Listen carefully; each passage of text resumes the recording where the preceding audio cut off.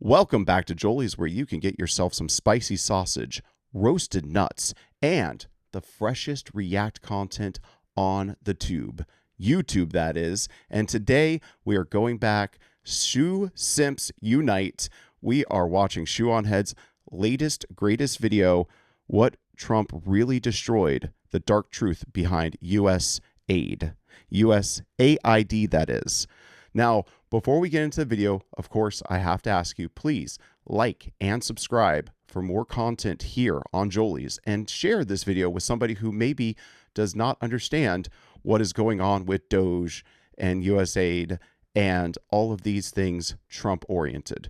Because, boy, can it seem like a forest of misinformation from both sides of the aisle. Also, if you didn't know, I am a game maker. This is my first game right here. We would be going into print right now if it wasn't for the tariffs affecting China and products manufactured in China. So, help a brother out. Go and look at pre-ordering the game so that way we have more demand to be able to offset the extra money that we're going to have to spend. You can find that down in the description below. And in case you missed it, I just released a video that is not a Jolie's React, but a Jolie's Original, where I go a little bit more into my own hot takes off the cuff, if you will, instead of just being a pure reaction video. And that is where I'm going to be putting more of my editing time into from here on out. So if you like my videos and you like my React videos, I should be releasing those more frequently because I'm going to be doing less editing. And it's just going to be more pausing, commentary. I'm going to keep in the ums and the uhs and everything like that. We're just going to make those more quickly and keep up with the current zeitgeist, while the originals are going to be things that I've been thinking about for a while. So go back, check out that video. I'd love to get your take on it. And with no further ado, SS, Shoe Simps, let's get on to it. You dirty fence sitters. 3, 2, 1, boop. Donald Trump, along with Elon Musk, have created a new government agency called Doge. And what I originally thought was just an older sibling giving a younger sibling an unplugged video game controller actually turned into a real thing. And their first order of business was dismantling USAID, an innocent government program that helped poor people all around the world. Or was it? I want to stop right here just to let out, I guess, my biases, or at least what I think I might know about this. But from what I've absorbed through the news since USAID came under attack and basically was completely dismantled, I got the sensation that USAID was not really doing much for us American people. It was taking our hard-earned tax dollars. Yeah, we always love to say that, don't we, Americans? We work so fucking hard for those tax dollars. And giving them out to other countries to do someday, granted, they're only going to put up the most embarrassing examples out into the media to prove why taking out USAID was such a great thing to do. But a lot of them sounded like the projects that were revealed to us Americans sounded like theater kid passion projects. So let's find out if Shoe has the same conclusion. Hello, and welcome back to the ShoeOnHead channel. I am ShoeOnHead, and I am not real. I am a figment of your imagination. You have been in a coma since 2012. Wake up. Boy, that would be something, wouldn't it, folks? It's all been a fever dream. Obama is on his third administration, followed by Hillary Clinton, and everything is just swell in America. You know what America is right now? Swell. And you've just been in a coma for all that swellness, probably due to the swelling. Wake up. Today we will be talking about the dark, seedy underbelly of USAID. This is a topic I've been interested in for a very long time now. And now that recently USAID has been in the news, I figured it is a perfect time to finally talk about it. All the mainstream... I want to say this about Shoe's videos. It's going to be good when she said she's been wanting to talk about it for a long time, because that means she has like receipts, screenshots of tweets from 5-10 years ago, just lingering in a folder that she's been wanting to like roll out and react to and, like undercut. Liberal coverage I've seen of this has basically been late night talk show hosts crying fake tears about it being dismantled, and all the mainstream Republicans. F in the chat for Stephen Colbert, or in the comments, I should probably say, but put an F down in the comments for Stephen Colbert, one of the greatest minds subsided to general brain rot in our entertainment sphere. It's so sad. I mean, it proves that Jon Stewart was truly the chosen one, and Stephen Colbert was I don't want to say coattail writers, but a talented but not quite fully realized mind of our era. Coverage has just been about all the woke shit USAID was apparently funding. That's probably what what's been funneled to me through various other content reactors and things like that I've been watching. I get most of my news secondhand with somebody commenting and doing exactly what I'm doing right now. Hence why I'm doing what I'm doing right now. It's let's not dwell too much into that. That's just how creativity works. It doesn't really exist. I promise you it is more than that. A lot more. If you're not a very political person and you only come here to consume the Reddit gender war slop, you should still stick around for this because this gets juicy. And remember, even if you're not interested in politics, politics is interested in you. And trust me, I understand why some people aren't interested in politics. It's confusing, it's stressful, it's a lot to keep up with. I feel like 500 things happen every single day. Yes, and I'm just going to say she's about to go into her ground news ad. I can tell already, but yes, that's one of the reasons why I've slowed down on like mainstream coverage or secondary mainstream coverage of the news, because I would rather just get like, I don't know, the combined amalgamation. That's not a word. the combined total of the story through somebody who's consumed it all and then kind of digests it, and that has its own potential problems with they digest it with their biases, granted, but they also filter out other people's biases, and they speculate or extrapolate based on the biases and what's being said. So I don't know. It's you damned if you do, damned if you don't kind of situation. But I find it to be a more healthier way of keeping up with current events so far. Thankfully, I have a tool to help with that. Yep. That's right, ladies and gentlemen. This video is sponsored by USAID. Just kidding. This video is sponsored by Ground News. Let's quickly give them a shout out, and then we will jump back into this deep dive, shall we? Yeah.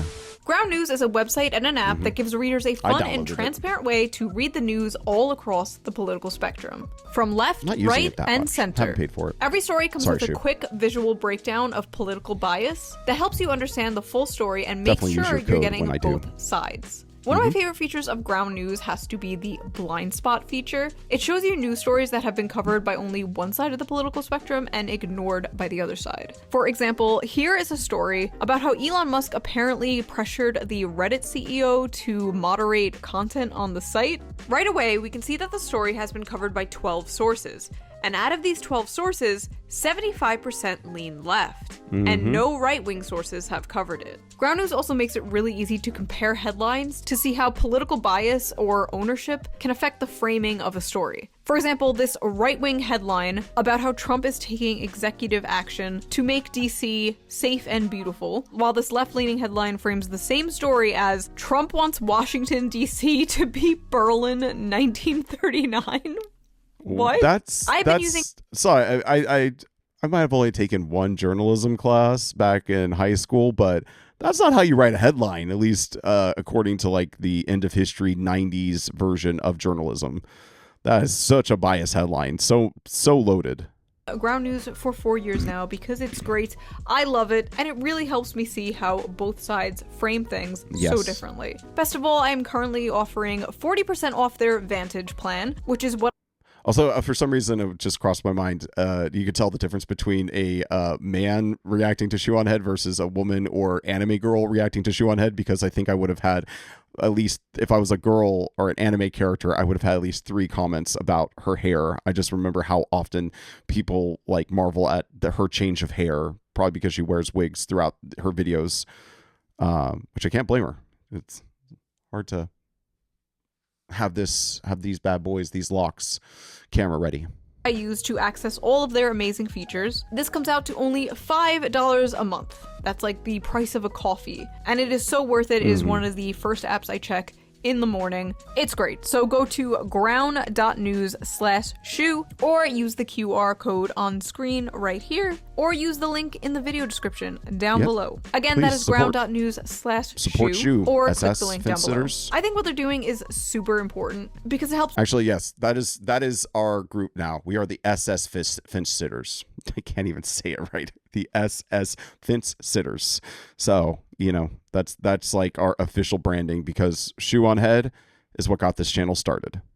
People approach the news in a more fair and balanced way, and I feel like we need that now more than ever. So thank you to Ground News for sponsoring this video, and thank you, the viewer, for not skipping the ad. Right? Now let's get back to this USAID deep dive, shall we? So Donald Trump and Elon Musk created the Department of Government Efficiency, aka Doge. Get it? Like the Reddit meme from 2012? Yeah, that's where we're at. Reddit was...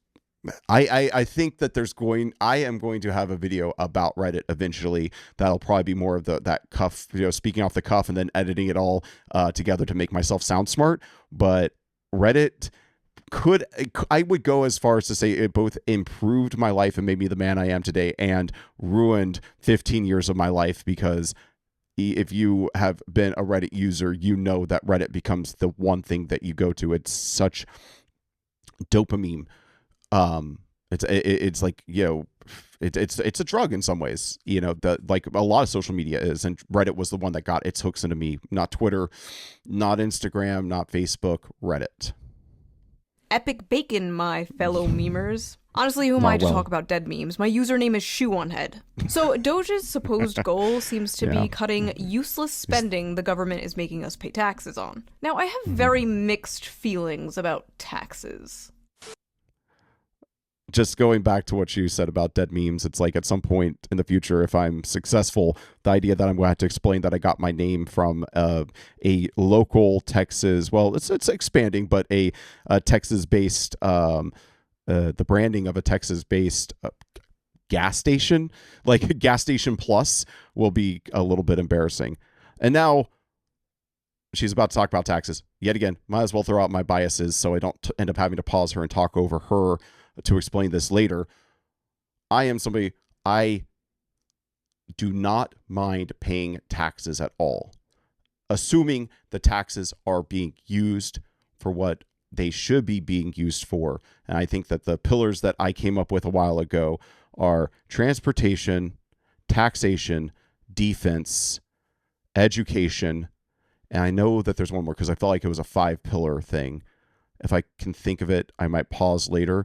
But basically, those are the things I feel like, legislation or enforcement, I guess, like less, and I mean less like, police patrolling, and more like, the court systems, being there to make final decisions on, civil disagreements, as well as upholding, some amount of law. Just to give you an idea of where I'm standing, I think that when our taxes go to if they were to go to those things and go to them well and be spent smartly and effectively and dare I say efficiently, government, I heaven forbid you be efficient, but if we were to have those things, I think medical, that was it. And like the scenario that I imagine in my head is the idea that you're an old man or woman or an old they. We don't know what those are going to be called yet. That's going to be an interesting software patch update. But an old person, you would be able to, without having to pay out of your own pocket, walk to a bus stop or train station, get on a train, go, be surrounded by people, young people who have been well educated and have some semblance of socialization, that you can communicate with, because they aren't speaking some foreign language to you that their generation, or that's like 3 generations of memification of language, they will at least revert to speaking basic, common, I guess, social English, maybe we should call it. And then you get off said train or bus or what have you, and you're able to walk into a doctor's office and get your prescription filled or get your whatever checked out. And, even if you're an old person who never was able to have your own family, that didn't work out for you, but you put in your time into the society, into, doing your part in your job, those guarantees, those, not just programs, but those structures would be there for you once you reach that age. Because you got to start thinking of yourself as an old person, because it's happening. Like, well, the worst thing that could happen than you turning old is you never getting to turn old. So, from each according to his ability, to each according to his needs. Taxation is theft. The tree of liberty will be refreshed with the blood of tyrants. My opinion has always been, if we are going to pay taxes in this country, could they at least go to things that actually help people, like Medicare, Medicaid, Social Security, child tax credits, firefighters, fixing our bridges and roads, castrating emergency pedophiles, services, government-funded girlfriends, things like that. Wait, I think bridges and roads, castrating pedophiles, government-funded girlfriends, things like that. That's the pillars, as I said earlier. She just took the words right out of my mouth. But I didn't want to speak over Shue, as she was making a great point about pedophiles and girlfriends. And yes, we should be auditing the government. I think that's a good thing. Frankly, I don't care who does it as long as they do it well. Good things are good, bad things are bad. I'm anti-bad things, pro-good things. Those are my politics. And hating libertarians. Just kidding, I love libertarians. I get along great with them. As long as we don't talk about child labor. Anyway, Doge got straight to work, firing government workers and basically hiring my Twitter mutuals. What was once a theater kid-occupied government is now a right-wing schizo poster-occupied government. Yeah. No, I am not joking. That so pendulum this is swings. a 19-year-old high school graduate who has used the unfortunate nickname Big Balls online, so that would be... Whom amongst us? You know what? If you don't have a username that you're embarrassed about when a username from when you were 16 that you're not embarrassed about when you're 27, then did you really live?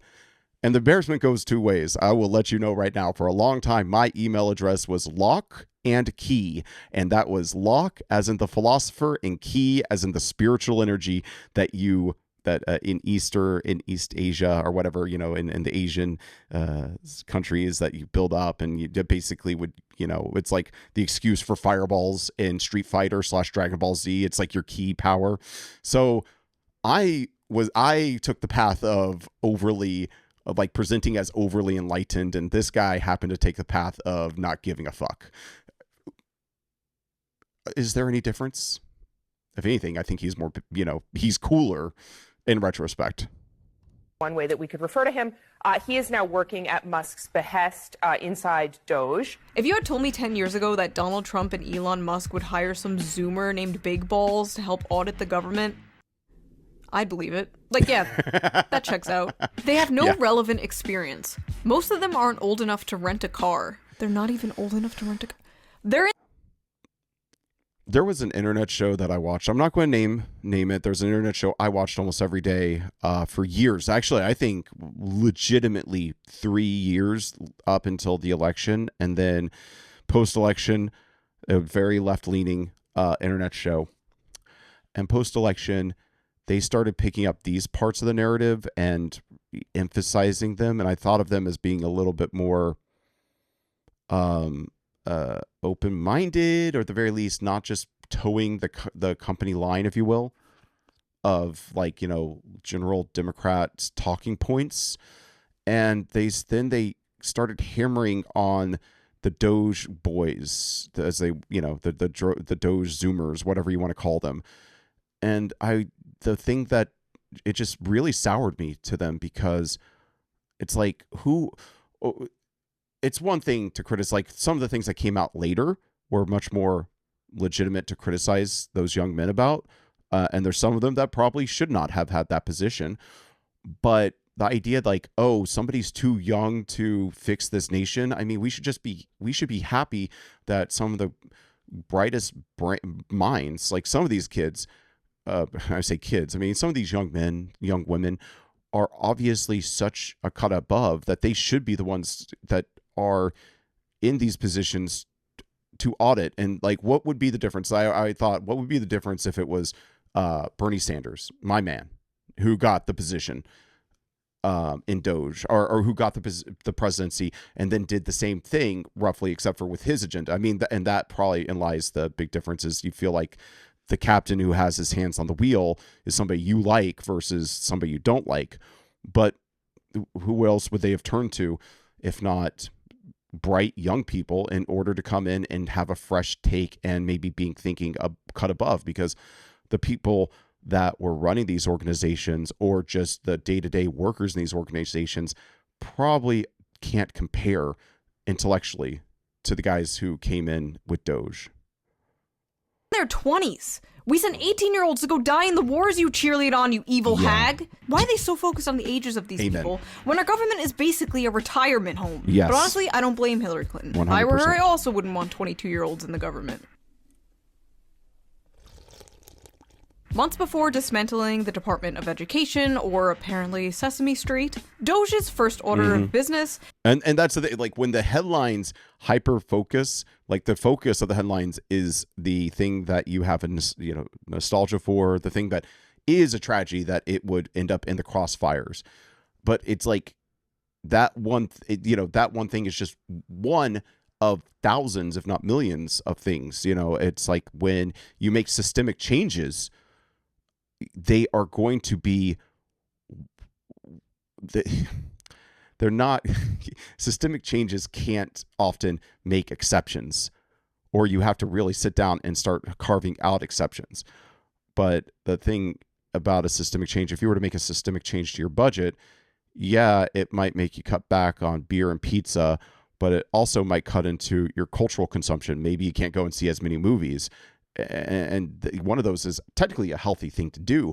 But if you have a big problem in your life of financials, you probably will have to cut out both unhealthy and healthy things for you, or, good things for you in order to be able to sustain or be able to move forward. And so it's one of those things I feel like a lot, especially in our headline news economy of, headline on Facebook is all I need to read in order to make up my mind on a subject. It's easy for them to start pulling out the, Muppets to scare us or to convince us that the wrong thing is happening. Was dismantling USAID. Without providing any proof, Elon said USAID is a criminal organization. Oh, yeah. They're an international crime syndicate hell-bent on helping people.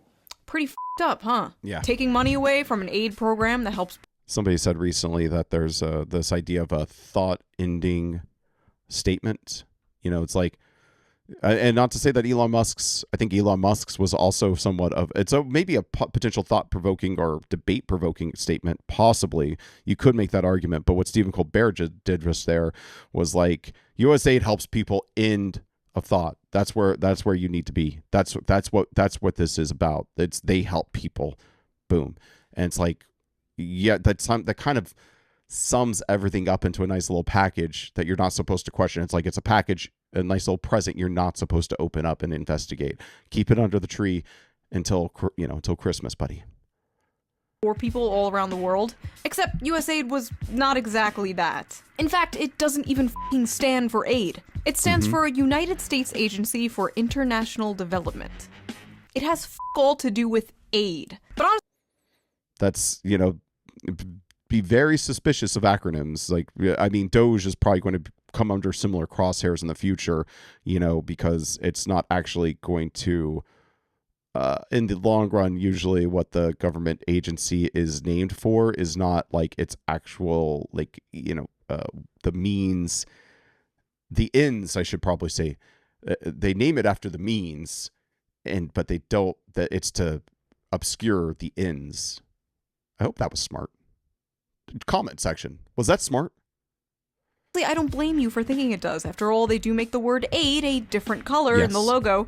Those sneaky bastards. Although it said USAID provides 42% of global aid, the truth is most of those funds are just spent paying US contractors and secretly conducting regime change all around the world. In fact, In a way, like a version of wealth redistribution, but through many more processes and not as much regulation or scrutiny as to who the wealth is being redistributed to, unlike Medicaid or Medicare, where it would at least go to American citizens. This is going to people who specifically set up businesses in order to attain or get these grants or what have you.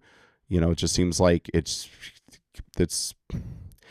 there is a problem, and this is coming from somebody who is, at one point I would have said I was a straight up hard socialist. I'm a soft socialist now. I think I would have would have said I was a hard socialist, if not leaning towards communist at one point. But it's just, once you start realizing how society, or once I, for myself, started putting two and two about how society functions and how people are motivated, I started realizing that centralizing wealth and creating very specific processes in order to get to said wealth was only going to incentivize people who primarily wanted to get to that money to go for it.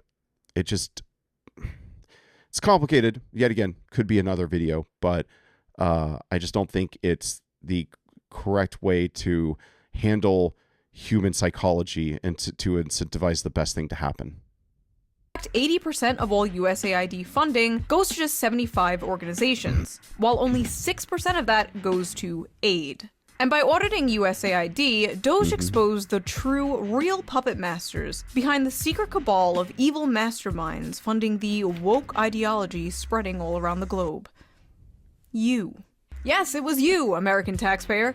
Turns out the deep state was the friends we made along the way. And yes, it's true, we are spending billions of dollars in our tax money to fund things like teaching Sri Lankan journalists how to avoid binary gendered language, Oh my God. combating disinformation in Kazakhstan, promoting inclusion in Vietnam, What? millions to an Armenian LGBT group, millions to rebuild the Cuban media ecosystem, millions for LGBT causes in the Western Balkans, millions for LGBT activism in Uganda, millions for atheism in Nepal, What? millions for... No, sorry.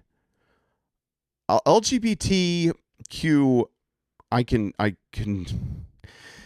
can kind of work around, and I'm not saying this. I am definitely I'm pro gay rights. I am pro, everybody should be treated equally.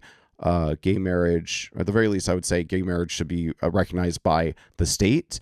If individual churches want to, individual religions want to have their own say about how they recognize it within their own organization, but for the purposes of taxes and next to kin and everything like that, the government should definitely, in my opinion, there's two marriages. There's the government marriage and there's the spiritual marriage, and I am all in favor of anybody and everybody getting married under government observation. But when it comes to the spiritual side, that's between you and your church, you and your priest, you and your God. But what really ticks me off is the atheism, because that is insidious. That is intentionally forcing American ideology, and not even, real American ideology. We're talking about the flavor du jour from the past 50 years, really, upon nations that did not really ask for it. Maybe some subgroup within the nation asked for it. Also, I personally don't think atheism is overall good for the world on a large scale. So that's that. Yet again, another video. But to go back, I mean, us exporting our LGBTQ values to me, it's there's going to be a clip out of this one for sure. Basically, I take the approach of every nation has to have its own evolution of thought and culture, and it might be slower than ours. We can't jumpstart a nation to being where we're at. And also some nations, some parts of the world just are not suited for our belief systems. And I would say this not only for LGBTQ and atheism, and one of those I think is way worse than the other. Atheism, like that's a personal choice and should not be being spread out into the world. I have to presume maybe this is just millions for atheism in Nepal, so that any the Nepal people won't murder atheists. Maybe that's what it's for. But I would also say that though, for what happened in the 2004 Iraq invasion, the Iraq war, where basically we had all these Randian government officials. And I say that as somebody who's reading The Fountainhead right now, but there's a lot of guys who took on Randian philosophy, took on like the idea of free markets and democracy, and that's the answer to everything, like Atlas Shrugged bros, and they tried to force that down the throats of the Iraqi people in the Middle East. And let's just say, look at how good that went for things. You just can't jumpstart these values. These things have to be organic. You can't just export or download. Maybe within your own people that you raise from the ground up, you can instill these new values into the next generation. But you can't just go and, to some 50-year-old Iraqi and be like, well, guess you've never had freedom before. You've always known totalitarianism and dictatorship, and the state has always been there to control. But we're saying there is no state. The state, it's all laissez-faire, bitches. We need to stop. Like, there was the joke. There's an entire movie called Team America World Police, but right now I'm still feeling like what we really are is Team America World Teachers, world educators. Like, we're just going around trying to bonk our belief system into every nation in the world. And sometimes, you can't and this is probably comes across as condescending, but you can't just force a kid to be the person you want them to be, which is a danger of our education system, which I do want to get into. Personal video there. I have let's just say a personal vendetta, or at the very least, a very complicated relationship with education in this country. But it's just, these ideas either have to be discovered by people organically and slowly, and we can't just have the world we think as it should be tomorrow. The world that we want today will probably be the world as it is in 500 years if we're lucky to still be here and for the society to still be going, because that's how long it's probably going to take for other cultures and nations to catch up to some of these, what we think of as common sense or the better way of being, because they're going to do it on their own. It's going to be long, hard. There's probably going to be bloodshed in those countries amongst their people, civil wars, dying of generations. That's a big thing. Sometimes for an idea to cycle out, entire generations have to die. Look at doctors washing their hands. I mean, I've only heard the anecdotes about it, but the general idea of it was that doctors would not wash their hands. They didn't see the purpose of it. In fact, they might have even thought it was a bad idea. So they would go from doing autopsies on cadavers to delivering babies with that decay on their hands and causing women to die. And then a guy came along, a doctor. I should actually do the research and do a video about this, because I think it's so telling of how the world works and how humanity is. He came along, did research, had the hypothesis, and had conclusions to show that you need to wash your hands, bro. You can't just be touching up a lady's open parts during childbirth, where there's going to be tears and rips and open wounds, and then putting in decay bacteria into them. And he was ridiculed and mocked, and his ideas were not taken on by doctors of the time. They rejected his ideas, and it wasn't until that but then I assume his ideas got to the next generation of doctors, and as they were coming up, this became just common sense to them that you needed to wash your hands to get the bacteria off your hands before you went from procedure to procedure, went from client to cross-contamination. But it wasn't the doctor, his contemporaries, his peers, the people older than him that heard the message and understood it and took it on. It was only when the next generation came up behind. So you had to have an entire generation of people dying in order for these ideas to cycle out. That was long. Let's get back to the video. Male circumcision around the world, Boo! and $2 million for sex changes in Guatemala. And many other things that were so ridiculous I had to double check to make sure I wasn't being trolled. I mean, we should be spending millions on sex changes in America. More femboys or lady boys for hardworking American men. And, vice versa, more trans women, trans men for the women who will take them. I don't know. Taxpayer-funded sex changes in Guatemala? Yeah. We don't even do that here. Now, you might be saying, Shoo, this seems like some stupid anti-woke shit. And yeah, kind of. You got me. But I ask you, young naive liberal, why the f*** was John Bolton once the head of USAID? John Bolton, for those of you who are unaware, I remember this is name. an infamous neocon hack. He's literally criticized Trump for not being enough of a warmonger. Neocon hacks, for those same few...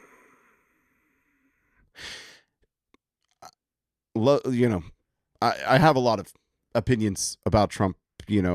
Sometimes he seems...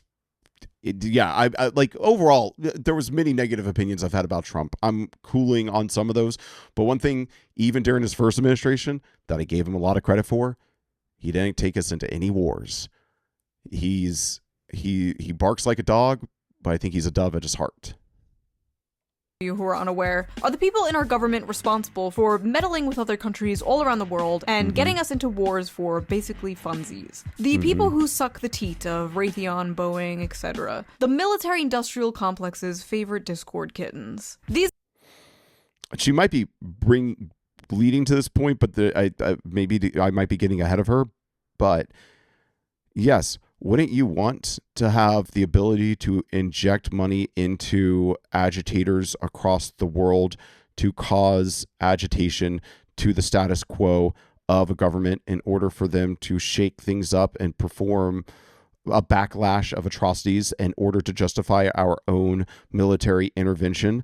I mean, it just seems like a really great way of handing money over to, people who want to stir chaos or want to, who want to be persecuted. I don't know. There's something there. There's like, it's a really great scheme to kind of feel like we're on both sides of the good spectrum, but in the it's like we do so much good because we provide aid, and we do so much good because we step in and help those who are being persecuted. But in providing the aid to the specific people who cause the conflicts or escalate the tensions that cause the conflicts that we have to step into, we basically get to we use one hand to wash the other. I think that's what that saying means. guys come in shades of red and blue. So why was John Bolton wait. red guy? I want her to say that again, because that's what this channel is about. If I haven't explained why I'm calling you fence sitters, why I want this to be a community of fence sitters, is because there are good people and bad people on both sides. And I'm not just saying that to be some sort of centrist hack. I'm saying that because it is true. There's good minds and good morals on both sides of the aisle. And I would rather have the best of both worlds than all of one. I don't want to have all of the left. I don't want to have all of the right. I want to have the smart people and the morally righteous or the morally rigorous people of the left and the right or whatever they want to call themselves on my team. Everybody else can be on the other team. And I don't want the smart Republican or rightist or whatever conservatives to be lumped in with the bad ones just to cut them down. If they have good ideas, they got good ideas, and I want to hear them out. But that's what the other side does to both going both ways.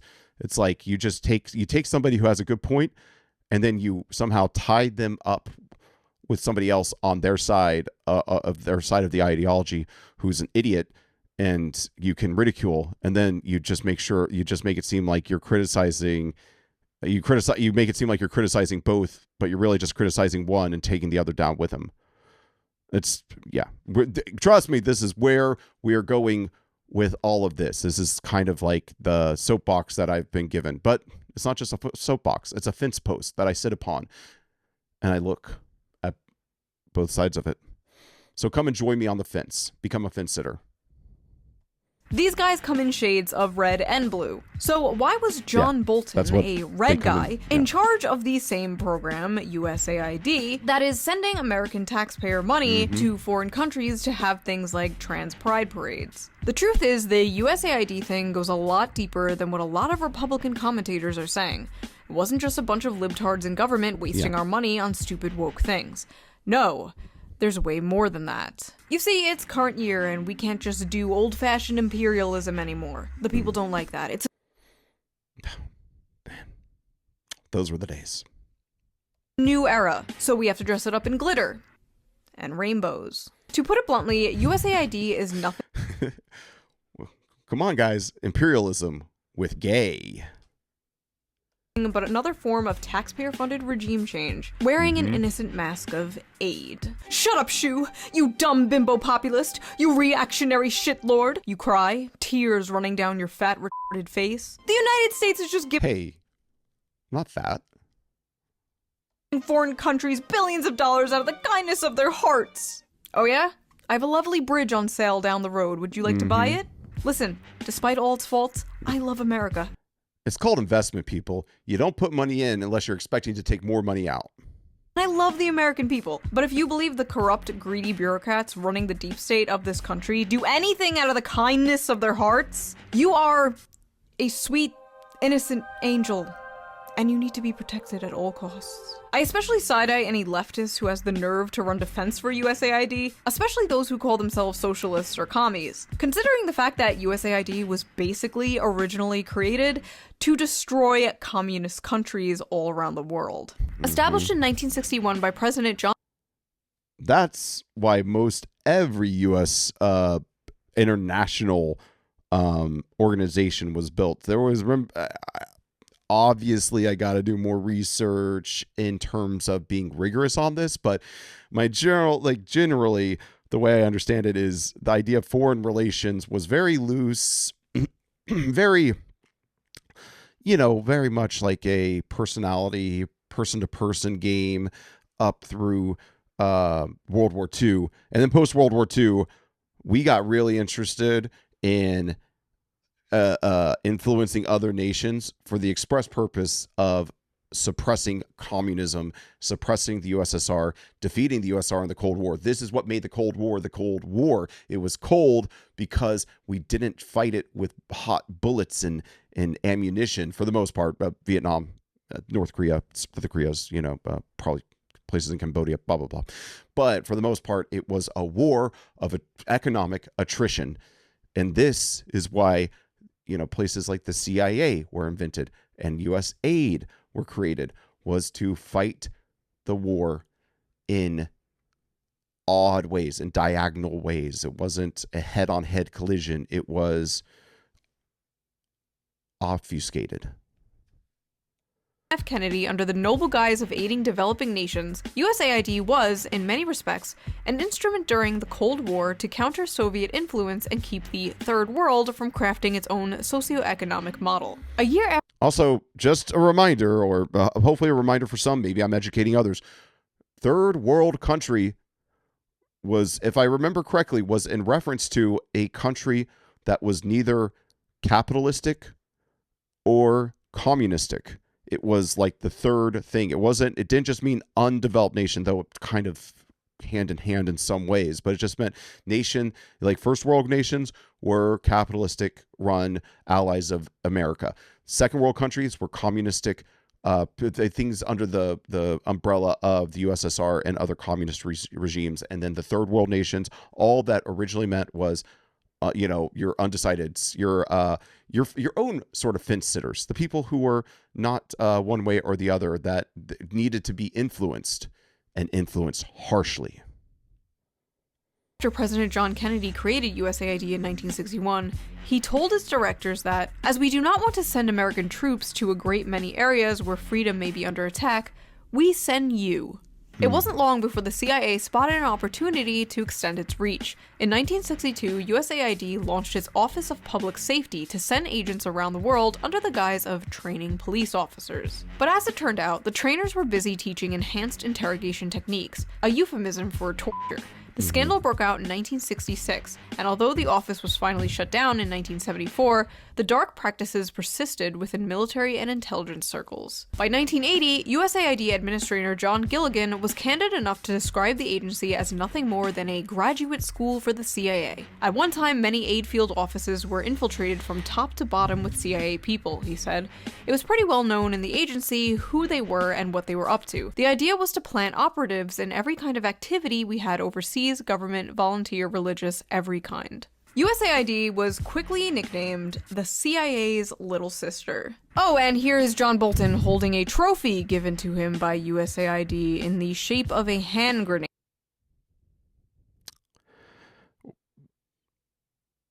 Was it such a loss? Was it? That basically sums up. It's the flirty fishing school, compared, I guess, to the I don't know, black bag school, if you will. Like, the two, the masculine and the feminine, USAID being the feminine of the CIA's masculine. Yeah, nothing to see here, folks. So let's talk about Zune Zaneo, shall we? Sit down.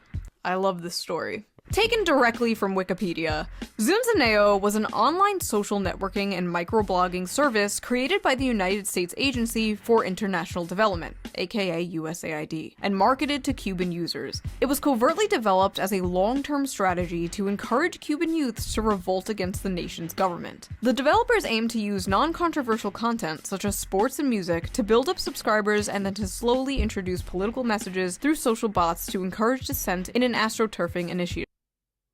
Huh. Sounds familiar. Sounds like something maybe our chickens are coming home to roost in some ways with our own social media created by another nation in order to influence us, influence our youths.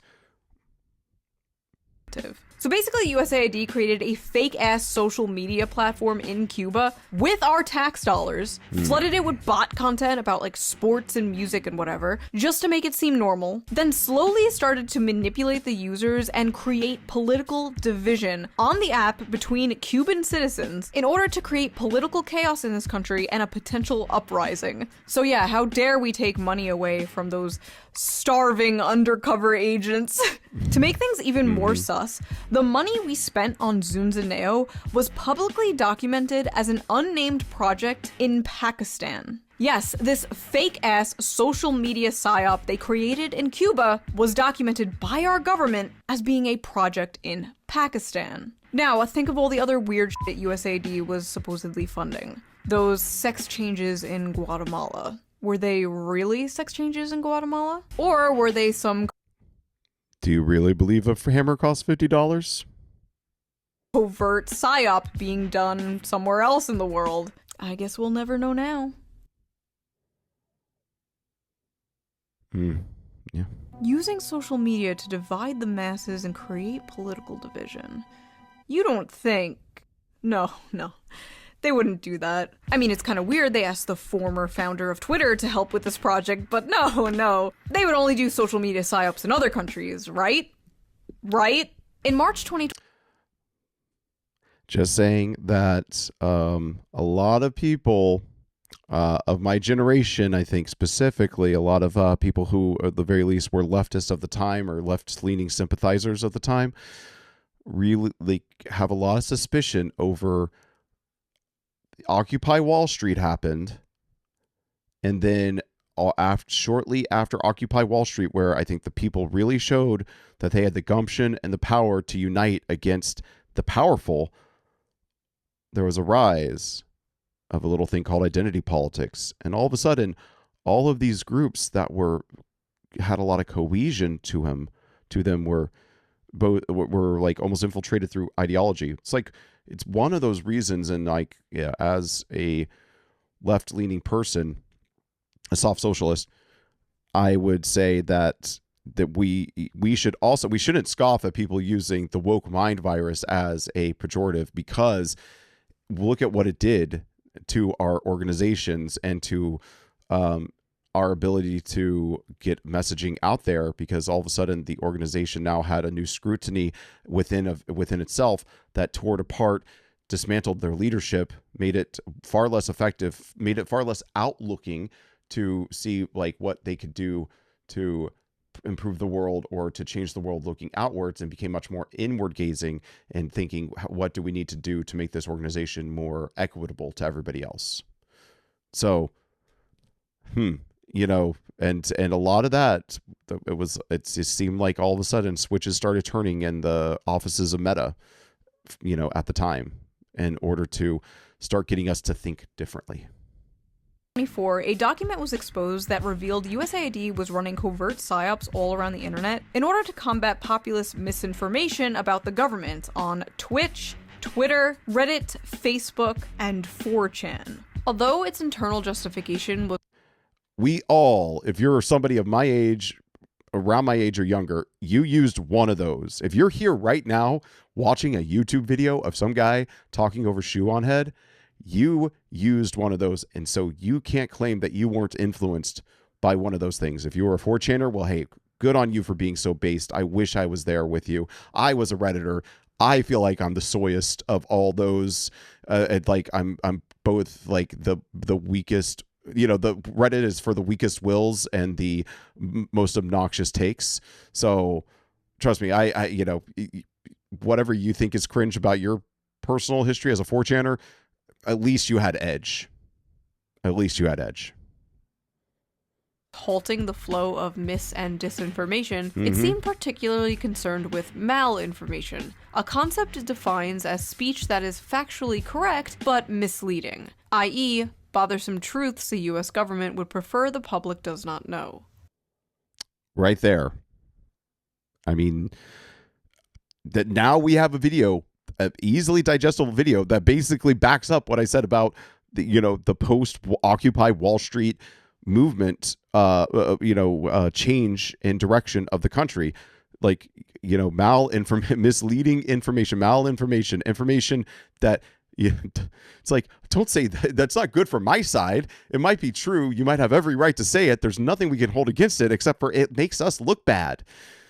We got to stop them. USAID suggests directing the public toward mainstream corporate sources of information and psychologically inoculating them against inconvenient facts that challenge US power by pre-bunking information before people see it. Pre-bunking includes discrediting the brand, the credibility, and reputation of those making false allegations. In other words, a state-directed attack against alternative media and critics of the US government. So basically, USAID was funding a bunch of dorks to go all around social media and be like, source? Every time someone criticizes the government. This is another reason why community notes is, at the very least, a superior system versus fact checkers, because the fact checkers, you know, who watches the Watchmen kind of scenario, who were these fact checkers and what facts were they checking for, versus community notes at the very least has like the air of populism and democracy for it. I mean, we can have a debate. I can be educated on the topic further, but it just, in my gut, it just seems better for it to be more of a, it's like once enough people weigh in on something, it ding ding dings and says, okay, this is a counterfactual, or this needs more context, versus just some group of experts with funding from who knows where for who knows with who knows what's agenda as their mission statement, coming in and correcting the record. That sounds more Orwellian, don't you think? somehow more pathetic than when I used to use an alt account to defend myself on BreadTube subreddits. That is basically what our government was doing. Also, I like how this implies the people you called a Fed online might have actually been a Fed. There is a chance. that you may have fought with a federal agent, a USAID federal agent on Twitter or 4chan. This also implies that, like, streamers and social media influencers may have been funded by USAID. But who? Who among us? Who would be willing to unquestionably, enthusiastically suck establishment cock that hard? For all the bad stuff America does around the world, USAID was just an organization that did a lot of nice things. Like, it put a lot of money into efforts to help people in a variety of ways, like both materially and culturally. It's just like a nice way for the United States to have a positive presence around the world. There's something here, because Destiny, yet again, he's somebody I avoid even trying to think about. The only time I've heard him speak in length was when he was on the Adam Freeland show. But if I remember correctly, Destiny was in a lot of trouble for getting, controversial, basically compromising pictures of people in his circles. And he's also openly talked in the previous video that Shoe reacted to, where he said he wants to get people, a tactic of his would be to get people drunk and talk, basically talk them down or talk down to them about like what he thinks they are. And all of a sudden, don't those sound like things that government operatives or extra government, like high level influencers do? It sounds at the very least Epstein adjacent. For the record, I do not actually believe Destiny is being funded by USAID. I just thought that transition was funny. I fucking love that quote, though. USAID was just a nice organization that did a lot of nice things, like culturally help people around the world. Culturally help people? Why are we in the business of cultural imperialism? Yes. Why do we have to culturally enrich Latin America or the fucking Balkans? So not only are we the world police, but we are now the world HR department? There we go. No, thank you. She said it best. Not the world HR department. Why are we spending billions of dollars doing fuck-ass shit in other countries while ours crumbles? I don't care about teaching gender studies to Ugandans. The pothole in front of my house hasn't been filled in 3 years. These are my taxes, and I believe my taxes should go to help people in my country. I don't think that's controversial to say. And I know many conservatives agree with me. I'll always hear them say, we can't be spending money in Ukraine. We have to take care of our own. Yes. And then they just don't take care of their own. Because that's socialism or communism or something. Yeah, that's where the fence sitting comes in. It's like, they're right about they're right some of the times. They're right until they're wrong. And that's the same with the left and the Democrats. They're right until they're wrong. Well, I guess they're left until they're right until they're wrong. Something like that. Listen, do you actually want to take care of your own? Do you actually want your taxes to go towards helping the poor and sick and families in this country? Are you actually America first, or are you corpos and foreign countries first? I'm more than happy to work with you on good things to fix this country. But I don't think the establishment GOP is. You don't want able-bodied workers on a program that is intended, for example, for single mothers with 2 small children who's just trying to make it. That's what Medicaid is for, not for 29-year-old males sitting on their couches playing video games. We're going to find those guys and we're going to send them back to work. First of all, Medicaid is for anyone who needs it, period. And second of all, 29-year-old guys? You mean your fucking voter base? You mean the very demographic that is shifting the entire country in your direction? Those guys? Yeah, we're just wasting so much money helping young men. Those greedy gamers just gobbling up all the tax money. Not massive tax cuts to corporations and the rich. Not all the money to the bloated military-industrial complex. No.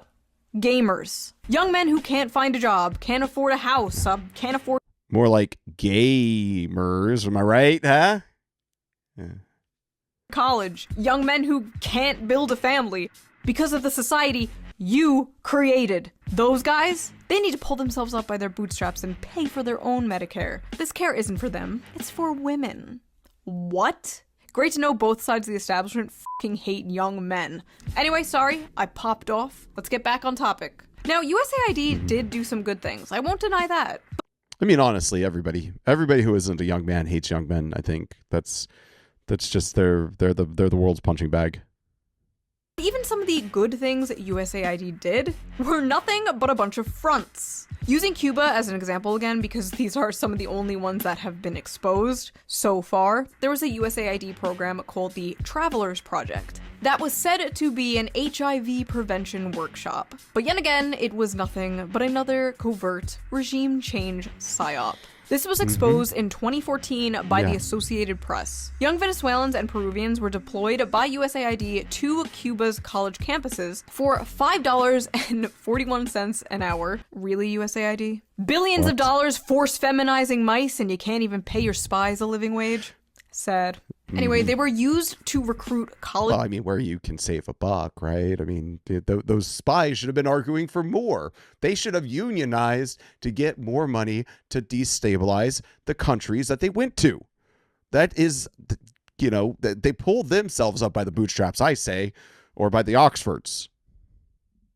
Students into political organizations with the goal of turning them against their government. The goal of, once again, creating political division. In the exposed memos about this, USAID called their HIV workshop the, quote, perfect excuse.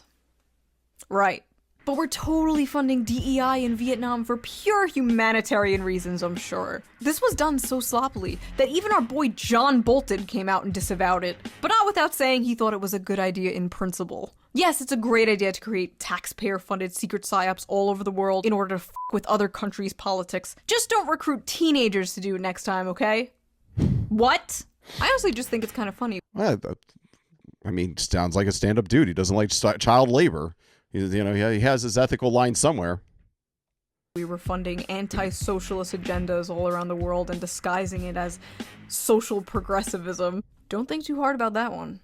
Now, Cuba wasn't the only place USAID was culturally helping. On January 12, 2010, a 7.0 magnitude earthquake struck Haiti, killing 220,000 people, injuring another 300,000, and leaving 1.5 million more homeless. In the wake of the catastrophe, the United States provided $1.6 billion in reconstruction funding to Haiti, $651 million of which went to USAID. Rather than employing Haitian construction companies, USAID contracted out the rebuilding projects to international firms. For instance, Minnesota-based construction firm Thor was awarded $18 million in contracts, and Mexico-based firm Cemex received over $7 million. Folks, that is basically the inverse of what happened with Halliburton in the Iraq War. This is just a the same business, different strategies, different hats, different colors, different words of affirmation to fill the same strategy. As Shue said in her post-election video, one of the best videos ever posted on YouTube. Required viewing if you're a fence sitter. I didn't react to that one, or at the very least, that was the first video I ever tried to react to, and I didn't post it on this channel. You can find it somewhere. Just saying. You can look up my name. Otherwise, though, this is what she said. We live in a country that has basically one system and two different parties that take turns like operating the system. But the system does what the system does. And the system does is take money from hardworking American people. I like to say that. Hardworking, maybe medium working. You could even be lightly working. You could be the asshole at your office who doesn't do anything. You could be the server at your McDonald's, or the cashier at your McDonald's who spends all day on the phone while the other guy's on the fryer, and you're just waiting for customers to come up, and you don't like pitch in to help grab sodas or make orders, whatever it is. Hey, but they take those people's money, everybody's money, and then redistributes it. But it doesn't redistribute it to poor and needy. It redistributes it to people who have built construction companies, who have lined the pockets of their local and statewide legislatures, and maybe even a couple of representatives. And these people, like I said, if you put an investment in, you expect to take more out. It's the rule of investment. And so instead of using this as the first opportunity, like first God-given genuine opportunity to take these billions of dollars, I guess at the very least, let's look at the math as she was presented it, $1.6 billion. So $1 billion is, we'll see where that money goes, but the $651 million of that $1 billion is just going to Americans instead of going to the Haitian people. This would have been a great time to help them rebuild their infrastructure, teach a man how to fish, It's maybe if you sent these companies down there, maybe to help get their local young people who want to be the best they can and to help their communities and teach them how to start their own businesses, or maybe not businesses. I'm starting to sound like a fucking, I don't know, libertarian, but so teach them how to build the infrastructures in order to rebuild their country. That's what needs to be done. But Haiti should be rebuilt by Haitians. And I think it ended up being rebuilt by nobody, if I remember correctly. So great work, Obama. And I remember that was an op-ed that came out shortly after that hurricane, where Obama wrote an op-ed himself that was like published in like prestigious magazines about like why Haiti matters. And it turns out Haiti matters because that's how he's going to get his bag. By far the largest recipient of USAID funding in Haiti was Washington, D.C. based contractor Chemonics International, who received over $200 million to carry out a total of 141 projects. In fact, USAID awarded more money to Chemonics than to the entire Haitian government in the wake of the earthquake. An audit conducted on Chemonics revealed that the company had a tendency to not finish jobs, evaluated its own project on arbitrary criteria, not having to do anything with the project, and failed to set timelines, causing some projects to fall behind schedule. In one case, Chemonics was contracted to build Haiti's new parliament building, but what they constructed came out half-finished and unusable. The company only built the framework of the building, not even erecting interior walls to divide office spaces, nor did they bother to furnish the building. Left with this, the Haitian government was forced to draw $775,000 from its public treasury to complete the project. Despite these disastrous results, Chemonics to this day remains USAID's top contractor. The construction company was awarded $506.4 million in contracts in 2021 alone. When people complain about how American tax money is spent, this should be what they're complaining about. I don't know exactly. Usually they're complaining about welfare queens or something like that, going back to like the Reagan era. They're complaining about people who don't want to work. This is the problem. It's not like I would be grateful to be putting money into the pockets of lazy Americans compared to this. This is just incompetency and rewarding incompetency. Like, and I would be so grateful if if we had truly helped rebuild Haiti correctly. But no, we just wasted money and imagine all the people in this construction company who got to take a little bit out of the pot as it went down the aisle. It's almost the opposite of churches when they send out the collection plates and you're supposed to give a little bit. This is like if the collection plate got all the way to the back and then came back up the other side, like one side. The collection plate went down one side of the aisles because most churches are bifurcated. One side of the aisle, and you put in, and then it came back on the other side of the aisle, and they all just took out. And then it got back to the church, and they're like, "Well, how are we supposed to feed all the homeless people in the neighborhood?" And and then the priest scowls at the side that put the money in. In a leaked email exposed by WikiLeaks, they described this tragedy as a gold rush, ensuring that it would be great for international companies. Seems like the only thing they are culturally helping is their own wallets, am I right? And you know how you always hear about how poor people are in Venezuela and how the politicians are so rich and live in luxury? Yeah, part of that has to do with USAID. Billions of dollars of aid we sent to Venezuela just lined the pockets of US-backed politicians there. Only 2% of the aid we sent to Venezuela actually went to help Venezuelans. So at this point, the whole world was basically sick of USAID's bullshit. Mm-hmm. In 2013, Bolivian President Evo Morales expelled USAID officials from his country on the grounds that the agency had conspired against his government by allegedly manipulating social movements in the country. He also charged that a previous USAID program that sought to help cocoa farms switch to new crops was politically motivated. I want to say, this is why I'm a Shoe simp. Thank you, ShoeOnHead. Everybody in this community, go. If you don't watch the original video, I presume if you're watching me watch the video, you already watched the original video. That's the way this works. But if you didn't, go like and subscribe to ShoeOnHead. Once I get my money straight, I am going to join her Patreon or whatever it is, because this is the video that I needed. Like, if anybody wants to get up in my craw about how I feel about, like, it's like, how could you be okay with Elon Musk, auditing USAID and, all those poor people. This is why this finally wraps it all together. All these loose threads. Like, my brain has just been the red lines of the cork board with the pictures up, and I could kind of walk you through it a little bit by little bit if I sat down and, like, really concentrated. I could talk about my speculations and the way I feel about it. This is it wrapped up in a package. Thank you, Shoe. Let's go. Shoe Sims for life. Russia expelled the agency in 2012 for similar reasons. Its foreign ministry argued in a statement that USAID attempts to influence political processes through its grants. And in February, Kenyan Cabinet Secretary Francis Kimimya claimed that his government had evidence that USAID had hired activists to organize anti-government protests in Nairobi in an effort to topple the government. Oh, and if you're wondering why so many news outlets... And are you going to tell me that they aren't doing that here in America? I mean, I hated the narrative of, like, astroturfed or paid protesters, before.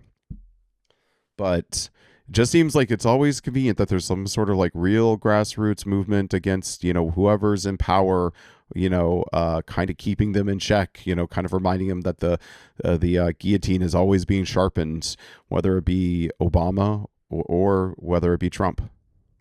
And journalists were freaking out over the potential shutting down of USAID. Yeah, it's probably because it's where their paychecks were coming from. Yeah, apparently USAID was funding about 6,200 journalists and 707 news outlets all across the world. And to think, well, I'm glad I didn't pursue journalism, because it turns out it's one of those, as George Carlin always said, it's a big club and you ain't in it. I was never going to be one of those. The journalism became the racket for the, kids of CIA members and other sorts. I have, in fact, mark my words, I'm making a lot of promises now because I feel like I'm locked in. I feel like I can do this for a good long while. Mark my words, I will do a video about how All the President's Men is the most damaging movie that has ever been released to America, to a profession, and now to the world. All the President's Men turned journalism into a vogue job, a vogue cool job to get, and that's the worst thing for a job to become, because then it becomes the kind of job that rich kids get. I would say the same happened in filmmaking, but I think filmmaking was always leaning towards the sides of the affluent and the rich. But there's a few examples out there, and I think we can run through those, and I could probably talk off the cuff and edit myself to make myself sound smart. Not even just America. For example, the editor-in-chief of a Ukrainian news outlet wrote that destroying USAID was a greater threat to Ukrainian journalism than the Russian invasion. What? There were independent outlets shutting down everywhere, including Russia after the USAID freeze. So we were apparently funding media in both Ukraine and Russia. I'm playing both sides so that I always come out on top. Serbia, Moldova, all across Latin America, independent outlets shutting down everywhere. All because the little sister of the CIA can't pay no mo. So I have a question. Why the were we funding media in all these other countries? Well, the CEO for the Center of Investigative Reporting, a USAID-supported Bosnian media organization, said it best. Quote, "If you are funded by the US government, there are certain topics that you would simply not go after, because the US government has its interests that are above all else." Oh, I guess that answers my question. USAID is also ridden with other scandals, such as covering up a child sex abuse ring in Kenya, kidnapping and torturing people in Uruguay, forced sterilizing 300,000 Peruvian women, and the famous one you all know, funding drug production in Afghanistan. Oopsie. Oopsies, we did little fucky wuckies. Now, yet again, there, the opiate crisis in America kind of, was maybe downwind of the funding drug production in Afghanistan. Those drugs have to go somewhere.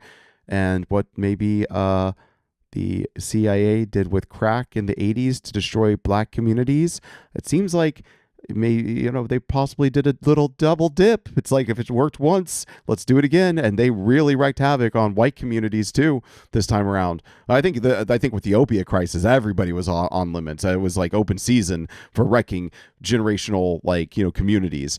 And fortunately, they had put in just enough atheism across the United States to where there wasn't as much support systems in forms of churches and just good moral values and strong families anymore. Because if there is no God, then why do I care what my dad thinks?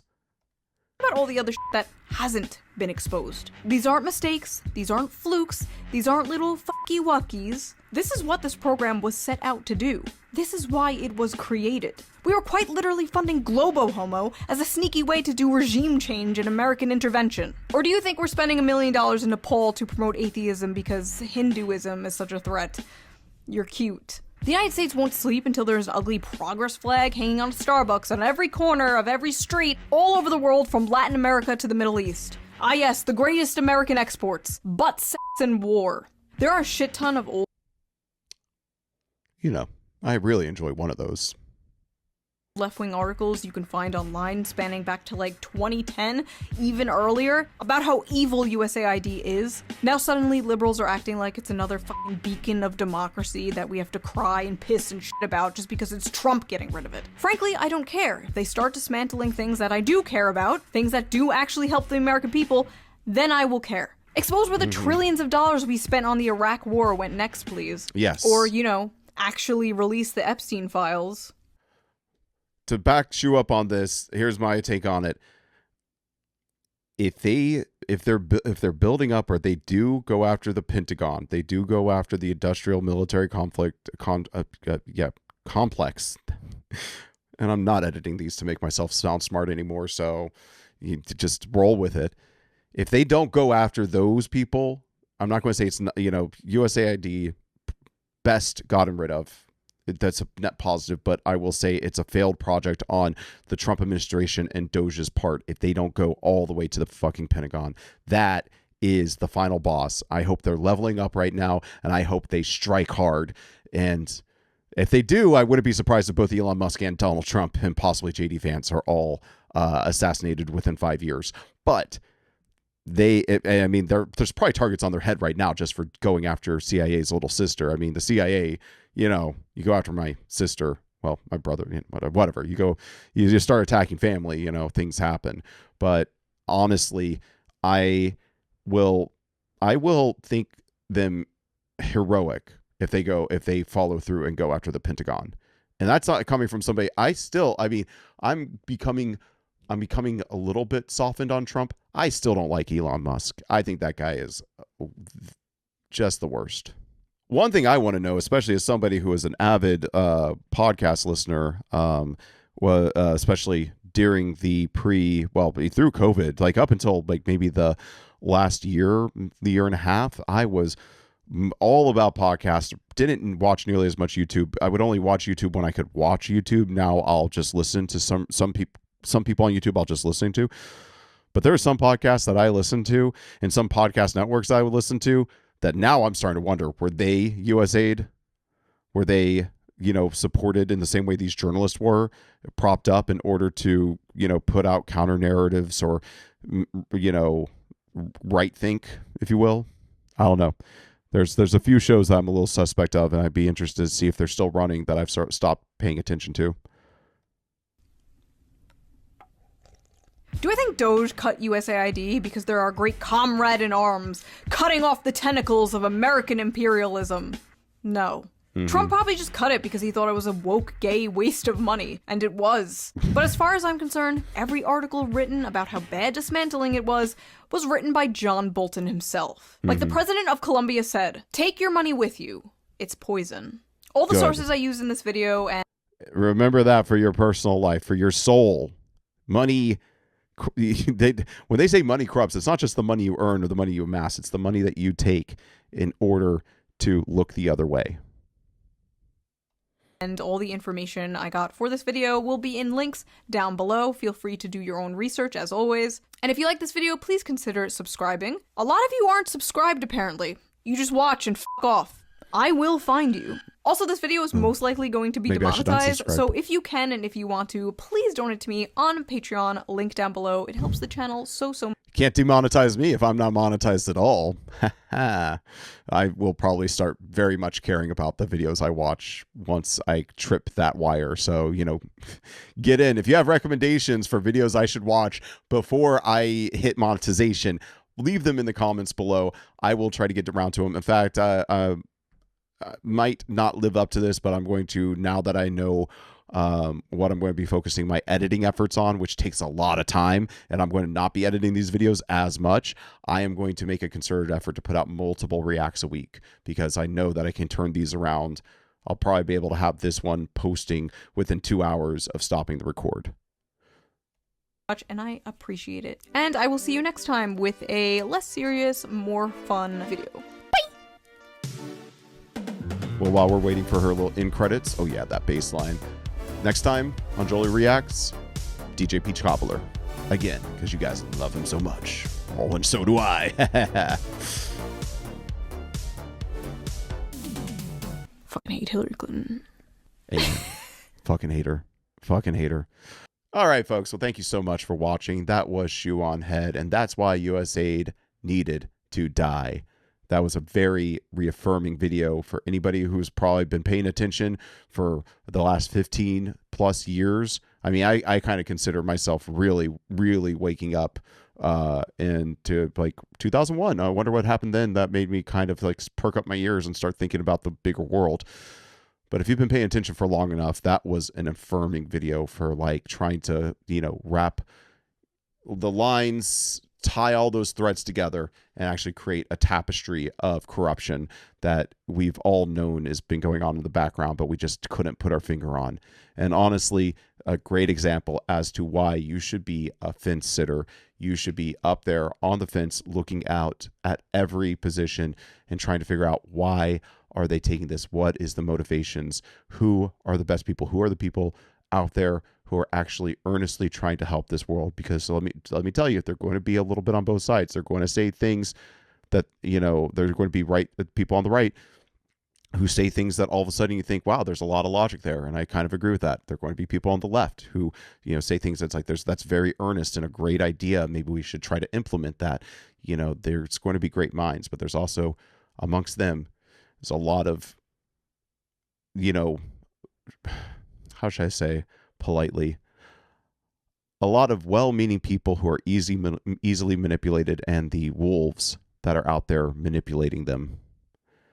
So just keep that in mind. Anyways, thank you so much for watching. It's been always a pleasure to react for you here at Jolie's. Please like the video, subscribe to the video. If this video affirmed your own beliefs as well, and you know somebody out there who this might tip them over into seeing the world in a different way, please share it. Or share the original ShoeOnHead video done without my commentary if you don't think I added enough. But please get these ideas out there. They are the truth that we need to be following right now. And as always, buy my game. No, just kidding. Enjoy yourself. Okay, 1 second. Of course, I have to do this right at the end. My headphone just died. Maybe I'll remember to edit this out.